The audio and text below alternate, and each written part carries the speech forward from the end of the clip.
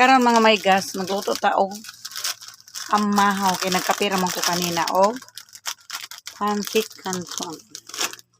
Unya bago yan magprito tag isa ka buhok at look atong itaping sa pancit canton. Unya mauna atong egg. Hapit na maluto.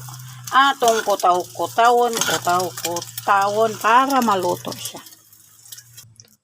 At sa dihang naluto na atong egg, magpakulo tag tubig. Kay atong ilunod si pancit canton. Let's go. At habang nagulat ta sa atong iluto nga pancit canton, mag-shoutout muna tayo mga may guys. Sa akong mga followers, ug sa akong mga commentator. Sa akong mga igagaw dyan, mga Halawig family, Lebres family. O wait lang, nalata na. O sa mga igagaw ko, sa mga pinsan ko, sa mga kasin ko, sa mga pagmangkin ko, nga wakaila sa kuha. O sa mga kapatid kong dato na, nga wala na kaila sa kuha. Shout out sa inyong tanan. God bless you all. Kay gulo ng bahay ko. Ang lilinis pa man ko ron.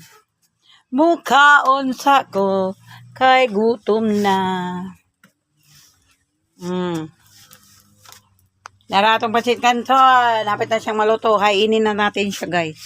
Mauna ni mga may guys. Ang akong isa kabuk itlog. Ang akong isa kabuk pancit canton. Na luto na siya. Butangan na nato siya. Og ricados. Mahaba ning video na ako nga ani mga may guys. Kaya ako maning show manok. Sa YouTube naman ako ni i-post. Okay na, tinidor. Tinidor.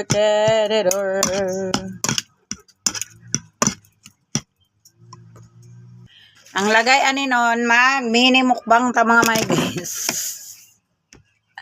Dara.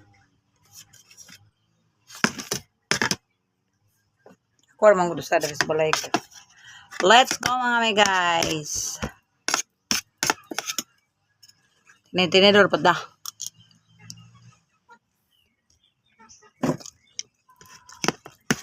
Ako nga ba yung siyang gitapingan sa kabang itlog. Nga, anta mga may guys.